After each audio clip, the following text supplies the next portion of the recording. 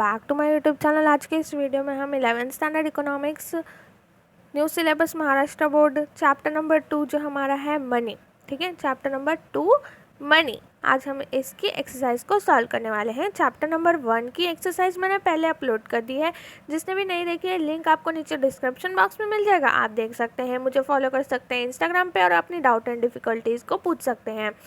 आप ये देख सकते हैं, ये है chapter number 1 basic concept in economics, जिसकी मैंने एक्सरसाइज सॉल्व करी है और आपको पूरा एक्सप्लेनेशन भी दिया है एक्सरसाइज के वीडियो में। प्लीज़ देखना ज़रूर और एक्सप्लेनेशन के वीडियोस भी देखना।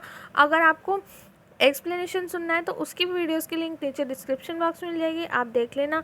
और चैनल को सब्सक्राइब ज़रूर करना, क्योंकि मैं आपके टेस्ट भी लेती रहती हूँ।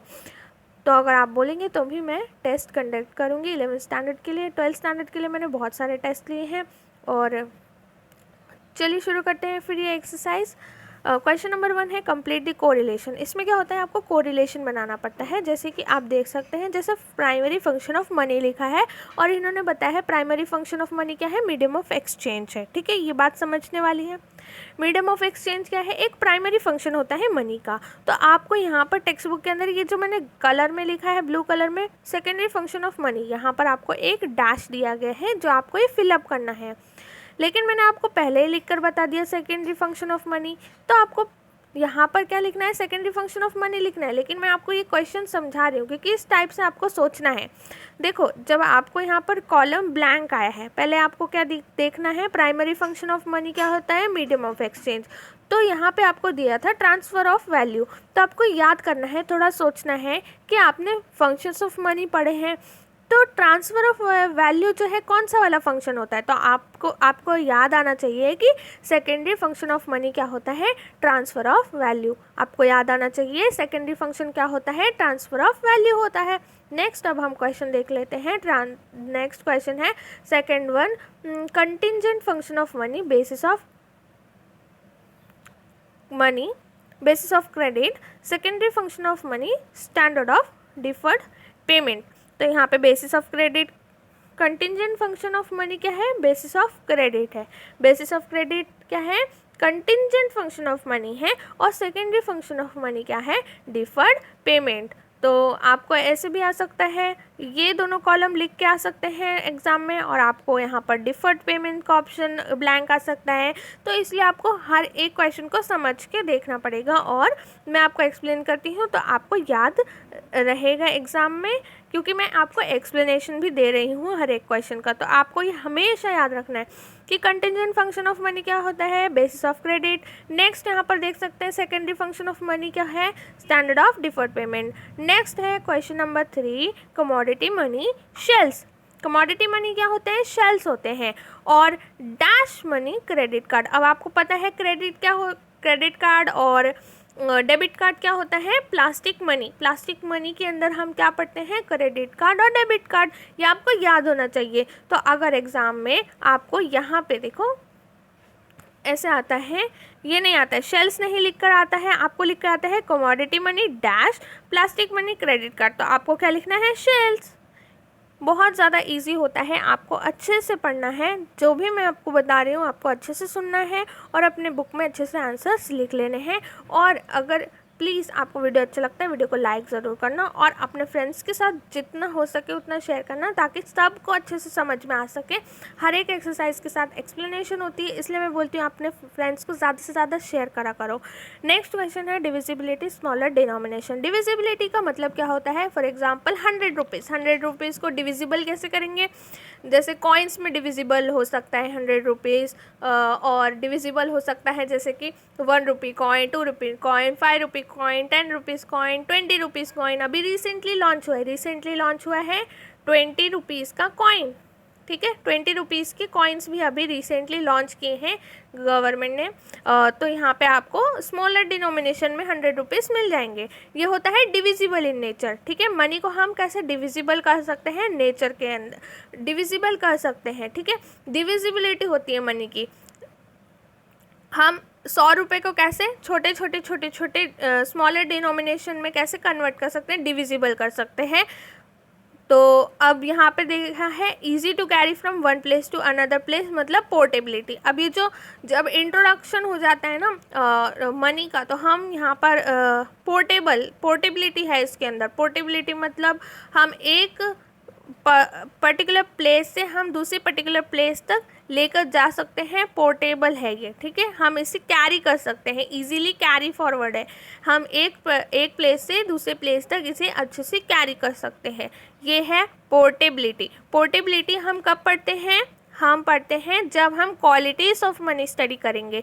क्वालिटीज़ ऑफ मनी के अंदर आता है पोर्टेबिलिटी, क्योंकि हम देखिए आप कोई भी प्लास्टिक मनी तो आप इजीली कैरी कर सकते हैं, प्लस आप जो आपके जो नोट्स वगैरह होते हैं वो भी कैरी कर सकते हैं, तो ये इजीली कैरी कर सकते हैं आप, ये होता है पोर्टेबिलिटी। फिर नेक्स्ट आता है barter system. Barter system goods का बार्टर सिस्टम से रिलेशन इसलिए है क्योंकि बार्टर सिस्टम के अंदर क्या होता है, बार्टर सिस्टम के अंदर आप एक गुड्स के रिटर्न में दूसरा गुड लेते हो। फॉर एग्जांपल अगर आप मिल्क, एक पर्सन है जिसके पास मिल्क है, दूसरा पर्सन है जिसके पास राइस है, तो ये लोग क्या करेंगे, अपना थोड़ा प्रोडक्ट, ये जो पर्सन है ये क्या करेगा, थोड़ा प्रोडक्ट इसको दे देगा जिसके पास मिल्क है, और फिर ये इन रिटर्न इसको पैसे नहीं देगा, क्या करेगा, थोड़ा मिल्क दे देगा। तो ये होता था बार्टर सिस्टम के अंदर। जब जो है मनी का इवोल्यूशन नहीं हुआ था, जब जो है नोट्स नहीं आए थे और कॉइन्स का इंट्रोडक्शन नहीं हुआ था, तब क्या होता था, बार्टर सिस्टम होता था। फिर आता है मनी, यहाँ पे मॉडर्न इकोनॉमी। मॉडर्न इकोनॉमी के अंदर क्या होता है, मनी का इंट्रोडक्शन होता है। नेक्स्ट अब हम देखते हैं इकोनॉमिक टर्म। इकोनॉमिक टर्म के अंदर आपको एक सेंटेंस दिया जाएगा, अगर 1 मार्क के लिए है तो आपको इकोनॉमिक टर्म लिखना है, अगर 2 मार्क्स के लिए आता है तो इकोनॉमिक टर्म लिखना है और उसके साथ में एक्सप्लेन भी करना है, ठीक है। फर्स्ट यहाँ पर देखते हैं the act of exchanging goods for goods. तो हमें पता है गुड्स के रिटर्न में क्या होता है, बार्टर सिस्टम होता है। एक गुड्स के ज़रिए दूसरा गुड जो एक्सचेंज कर सकते हैं, ठीक है। मैं किसी को कोई चीज़ दे रही हूँ, फॉर एग्जांपल जैसे मैंने आपको बताया मिल्क और राइस का एग्जांपल, तो गुड्स और गुड्स क्या हो रहे हैं, यहाँ पर एक्सचेंज हो रहे हैं। यहाँ पे कोई भी मनी का जो है एक्सचेंज नहीं हो रहा है। हम नॉर्मली क्या करते हैं, आप जाते हो शॉप पे और आप मिल्क लेते हो, तो आप क्या करते हो, इन रिटर्न पैसे देते हो, मनी देते हो। लेकिन यहाँ पे ऐसा नहीं है। बार्टर सिस्टम के अंदर क्या होता है, एक चीज़ के बदले में आपको दूसरी चीज़ मिलती है, ठीक है। गुड्स और गुड्स का एक्सचेंज होता है। आप यहाँ पर बिल्कुल भी ये मत सोचो, यहाँ पर पैसे का कोई भी एक्सचेंज नहीं होगा। क्या होगा एक्सचेंज, क्या होगा, गुड्स और गुड्स एक्सचेंज होंगे। एक गुड और दूसरा गुड दोनों एक्सचेंज होंगे, ठीक है। मिल्क और राइस, और दूसरा भी हो सकता है आपका, अगर आपके पास में बहुत ज़्यादा जो है फ़िश है तो आप फ़िश के एक्सचेंज में राइस ले सकते हो। तो ये होता है एक गुड के बदले में दूसरा गुड यहाँ पर एक्सचेंज हो रहा है, और ये बार्टर सिस्टम है। नेक्स्ट है provision for making payment in future, मतलब आप फ्यूचर में पेमेंट कर रहे हो एक चीज़ की, तो ये है डिफर्ड पेमेंट, ठीक है। ये आपका राइट आंसर है, डिफर्ड पेमेंट, जो मैंने हाईलाइट करके लिखा है। फिर थर्ड वन है system that makes use of currency for facilitating payments, तो इसका आंसर क्या है, modern economic system. Modern economic system आपका राइट आंसर है। फिर आता है fourth one credit instruments through which bank deposit are transferable. Transferable मतलब एक पर्सन जिसका अकाउंट है वो दूसरे पर्सन को कैसे ट्रांसफ़र कर रहा है, ठीक है। ट्रांसफरेबल मतलब मैं पैसों को क्या कर रही हूँ, ट्रांसफ़र कर रही हूँ किसी भी पर्सन के अकाउंट में, ठीक है, किसी भी पर्सन के अकाउंट में। और ये जो इंस्ट्रूमेंट है जो मैं यूज़ कर रही हूँ, ठीक है, वो क्या है, चेक और डिमांड ड्राफ्ट। ये है credit instrument through which bank deposit are transferable, मतलब जो मेरा जो बैंक है, बैंक के अंदर जो अकाउंट होता है, बैंक डिपॉजिट को हम ट्रांसफरेबल कैसे कर सकते हैं, दूसरे अकाउंट में कैसे ट्रांसफ़र कर सकते हैं, through which bank deposit are transferable. हम चेक भी दे सकते हैं किसी को और डिमांड ड्राफ्ट भी बना सकते हैं। तो यह है क्रेडिट इंस्ट्रूमेंट, याद रखना है, क्रेडिट इंस्ट्रूमेंट आएगा तो ही लिखना है। नेक्स्ट है monetary value stored and transferred electronically bye means of computer, hard drive और सर्व्स। जो हम इलेक्ट्रॉनिक मीन्स में करते हैं वो क्या होता है, electronic money, electronically bye means of computer, hard drive और सर्वर्स। तो ये इलेक्ट्रॉनिक मनी सबको आता है, इसका आंसर बहुत इजी है। नेक्स्ट है money not accounted for in the bank and not disclose to the government. तो ये होता है ब्लैक मनी, क्योंकि ये अकाउंटेड नहीं होता है, ठीक है, इसकी काउंटिंग नहीं होती है और ये डिस्क्लोज नहीं किया जाता है, क्योंकि अगर ये डिस्क्लोज करेंगे तो इनको क्या करना पड़ेगा, टैक्स पेमेंट करना पड़ेगा टू दी गवर्नमेंट। तो ये अपना टैक्स का अमाउंट बचाने के लिए क्या करते हैं, उसको डिस्क्लोज नहीं करते हैं, यही क्या होता है, ब्लैक मनी होता है। आपका राइट आंसर क्या होगा, ब्लैक मनी। आप यहाँ पर क्या लिखेंगे, black money, black money is the right answer, ठीक है, ब्लैक मनी आपको लिखना है। फिर यहाँ पर नेक्स्ट क्वेश्चन है, choose the correct option, arrange in order of evolution of money. अब यहाँ पे आपको याद करना है कि पहले कौन सा मनी आया फिर बाद में कौन सा मनी आया। तो यहाँ पे आपको 4 टाइप के दिए हैं, मेटालिक, एनिमल, मेटालिक कॉइन्स और कमोडिटी मनी। तो आपको यहाँ पे बताना है कि कौन सा वाला पहले आया। तो फर्स्ट यहाँ पे मैंने देखो आपको बता दिया है, करेक्ट आंसर कौन सा होगा, करेक्ट आंसर होगा सेकंड वाला BDAC।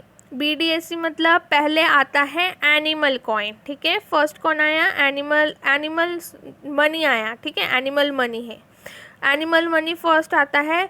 फिर सेकंड कौन सा आता है, commodity money, commodity money second आता है।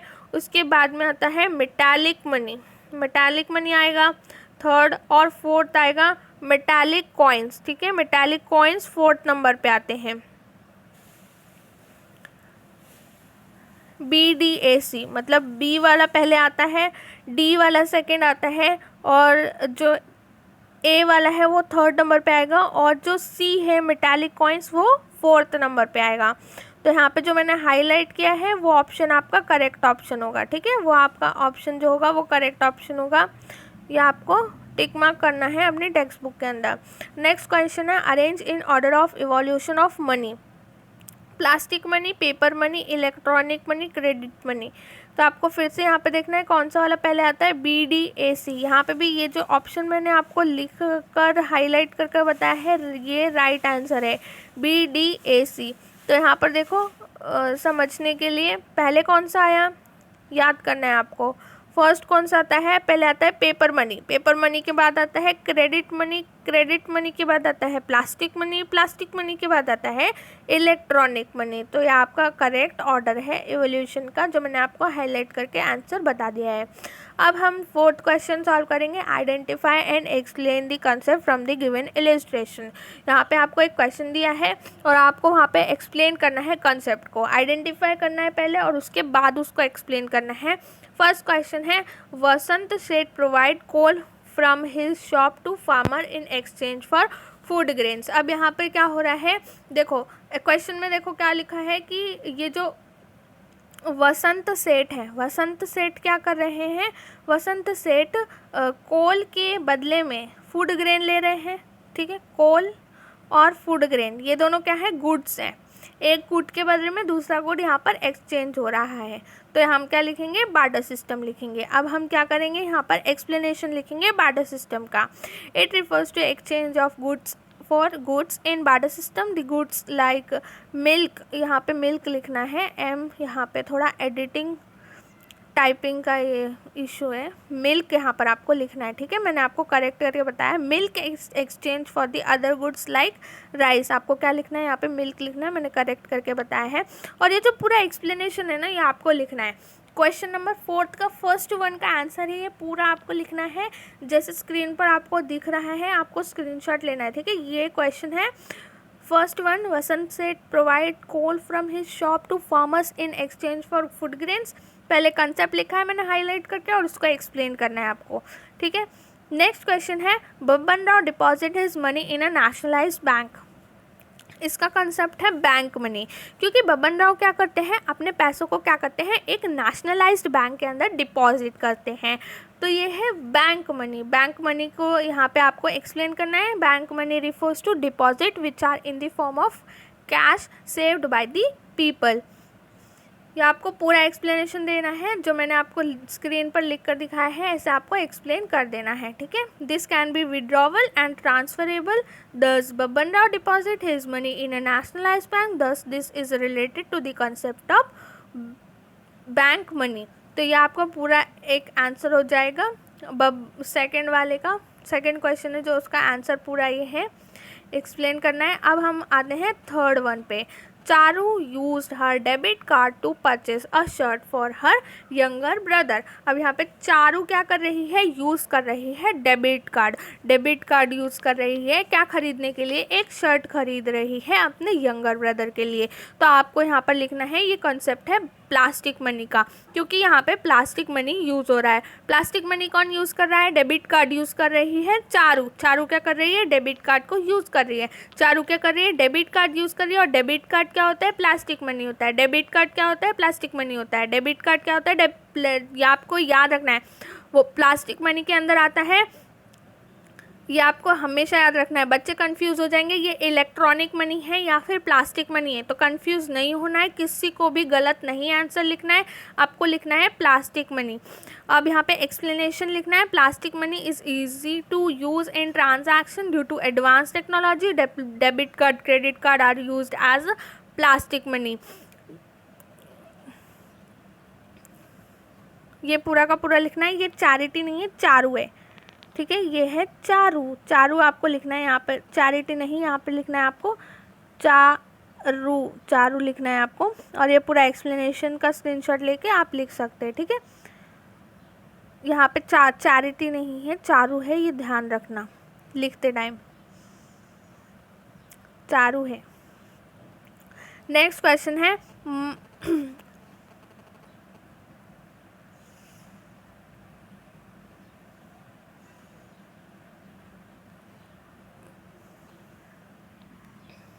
नेक्स्ट क्वेश्चन है fourth one. Malati purchased a house through an agent, the agent accepted the commission amount in cash but did not issue a receipt to her.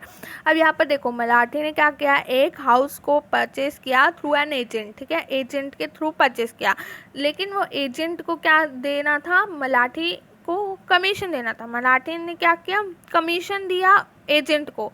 अब agent को क्या करना चाहिए, उसको receipt देनी चाहिए ना, लेकिन वो एजेंट क्या करता है, वो उसको रिसिप्ट नहीं देता है।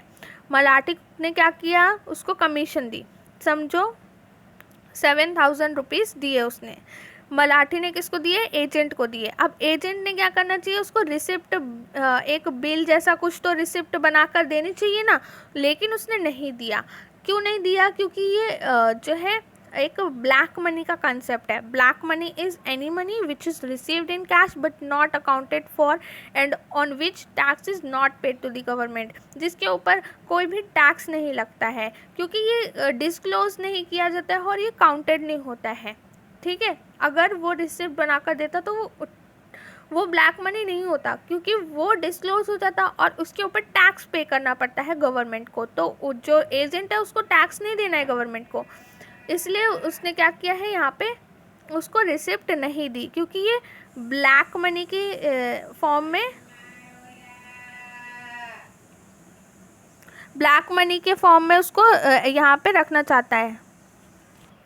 तो यहाँ पे एजेंट जो है बिल्कुल भी इशू नहीं करता है रिसिप्ट, क्योंकि वो जो पैसे हैं यहाँ पर उसके ऊपर उसको टैक्स नहीं पेमेंट करना है, और जब उसके ऊपर टैक्स नहीं पेमेंट होता है तो वो मनी क्या होता है, वो ब्लैक मनी हो जाता है। Black money is tax evaded income, it can be earn through both illegal means and legal means. ये आपको पूरा स्क्रीनशॉट लेना है और पूरा आंसर के एक्सप्लेनेशन में लिखना है, ठीक है। ये भी यहाँ तक पूरा explanation का पार्ट है। In the above case, the agent accepted the payment in cash, at the same time didn't have the receipt to earn. This is related to concept of black money. अब हम next question देखते हैं, fifth one. To prevent misuse, fraudulent use of national currency, a note ban is imposed on its use at certain times. तो ये है demonetization। यहाँ पर demonetisation का आपको क्या करना है, एक्सप्लेनेशन लिखना है, और ये पूरा जैसे मैंने एक्सप्लेनेशन लिखकर बताया है आप लिख सकते हैं।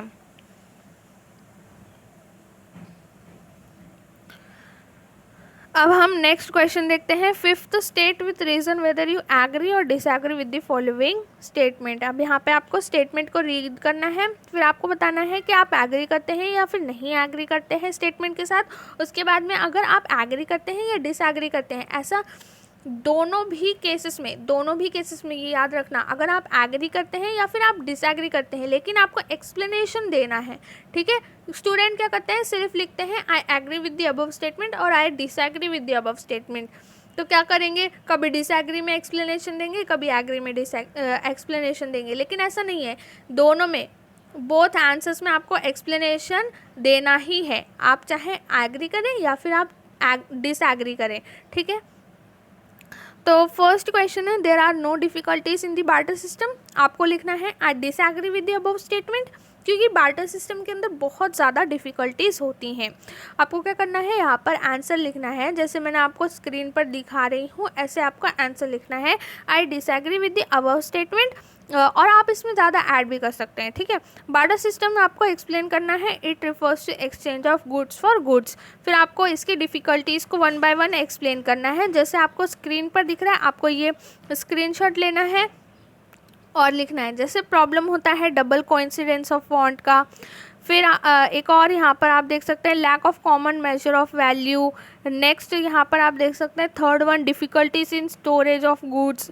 ये सारे क्या हैं, डिफ़िकल्टीज़ हैं बार्टर सिस्टम की। फोर्थ वन है इंडिविजिबिलिटी ऑफ सर्टेन गुड्स। ये सारे के सारे क्या हैं, ये सारी डिफ़िकल्टीज़ हैं जो आपको एक्सप्लेनेशन में लिखनी है। नेक्स्ट यहाँ पर देख सकते हैं आप, जैसा मैंने लिखा है आपको लिखना है, आप स्क्रीनशॉट ले सकते हैं और यहाँ पर हमारा आंसर कंप्लीट हो जाता है, ठीक है। यहाँ पे हमारा आंसर कंप्लीट हो जाता है। अब हम नेक्स्ट क्वेश्चन देखते हैं, there are many good qualities found in modern currency. आपको लिखना है I agree with the above statement, ठीक है। और उसके बाद में आपको क्या करना है, सारी की सारी जितनी भी क्वालिटीज़ हैं मनी की, ठीक है, मॉडर्न करेंसी की जितनी भी क्वालिटीज़ हैं, आपको क्या करना है, वो सारी यहाँ पर एक्सप्लेन करनी है वन बाय वन, जैसे मैंने आपको लिख कर दिखाया है।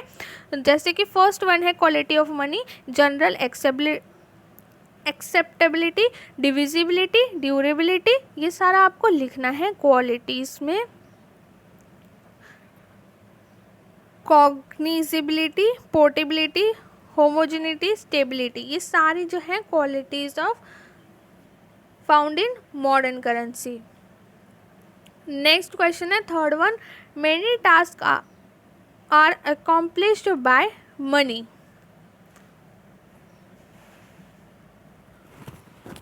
अब ये वाला जो क्वेश्चन है ना, third one, many task are accomplished by money, इसमें आपको लिखना है I agree with the above statement. अब इसका जो एक्सप्लेनेशन है ये ध्यान से सुनो, ठीक है।